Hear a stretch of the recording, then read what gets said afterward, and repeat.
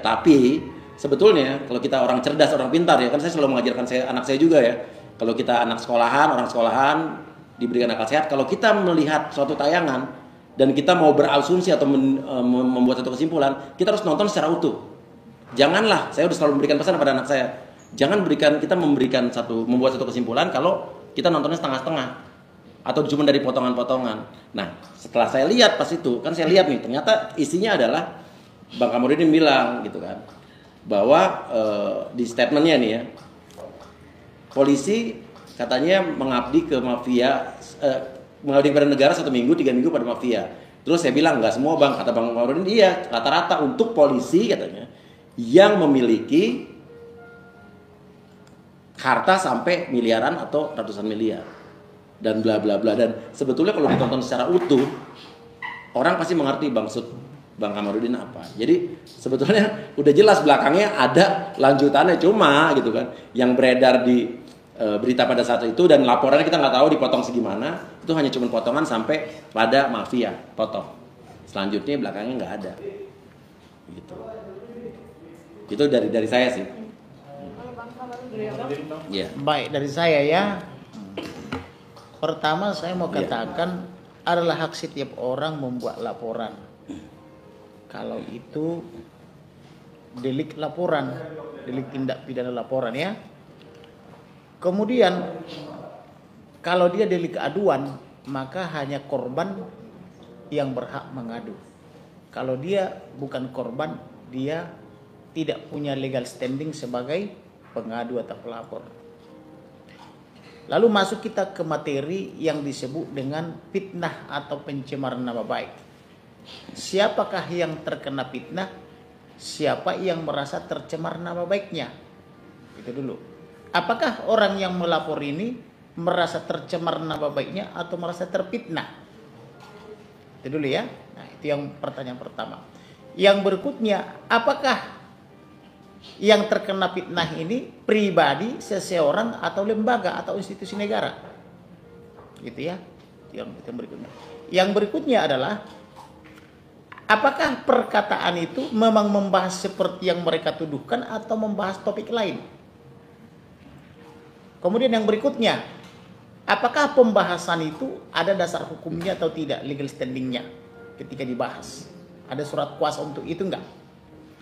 Yang berikutnya adalah bahwa apakah itu fitnah atau kritik?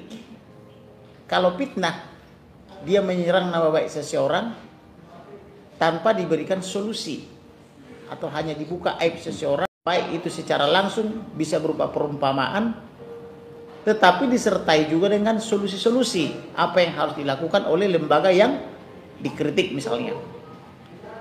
Sebagai contoh, ada wakil ketua Komisi 3 DPR namanya Desmond Mahesa dari Partai Gerindra. Begitu tertangkap Hakim Mahkamah Agung oleh KPK, dia mengatakan bahwa Mahkamah Agung itu adalah sarang koruptor.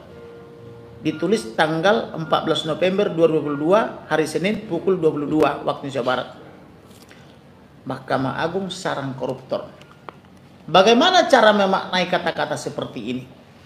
Apakah koruptor bersarang di Mahkamah Agung? Bikin sarang itu seperti rumah? Kalau burung kan sarang.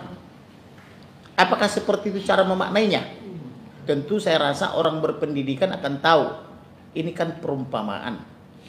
Artinya bahwa Mahkamah Agung bukan lagi lembaga terhormat atau lembaga yang diagung-agungkan seperti dulu, kurang lebih begitu, karena mereka kan wakil Tuhan. Makanya disebut dalam irah-irah itu demi keadilan berdasarkan ketuhanan yang Maha Esa. Jadi kita memaknainya itu adalah seperti itu.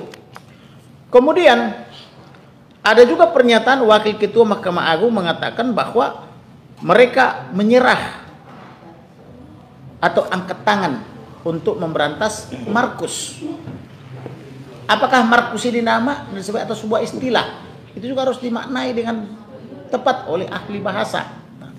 Maka masuklah kita kepada kontennya Mas Uya Kuya atau Surya Utama. Waktu itu judulnya dibahas oleh beliau, isi rekening Brigadir J di bank lebih dari 1 Lebih dari itu. Lebih dari itu. Saya ulangi ya. Jadi isi rekening Brigadir J di bank lebih dari itu gitu. Ini judulnya nih. Ini judul aslinya. Ya. Ini katanya yang dari Mas Uya Kuya. Kontennya itu saya sebagai narasumber. Saya sebagai narasumber itu adalah kaitannya saya sebagai advokat. Advokat yang mendapatkan 5 atau 6 surat kuasa dari orang tua almarhum Brigadir J. Karena ada pemeriksaan di pengadilan, yaitu saksi dari Bank BNI asal Cibinong ya, Yes. Bank BNI Cibinong, saya diundang oleh beliau untuk berbicara tentang rekening ini. Karena ada masyarakat menganggap ada uang sangat besar di rekening almarhum, nyaris 100 triliun kurang 1 rupiah, karena diawali dengan RP 99 sampai 14 digit. Maka saya punya logika, rasanya tidak mungkin. Kok ada uang angkanya 9 semua, sama semua sampai 12 digit. Saya mempelajari ini memang tidak semua teman saya tahu. Jenderal, Kombes semua pun nggak tahu. Tapi ada teman saya mantan dari KPK mengatakan ini kode PPATK. Begitulah waktu.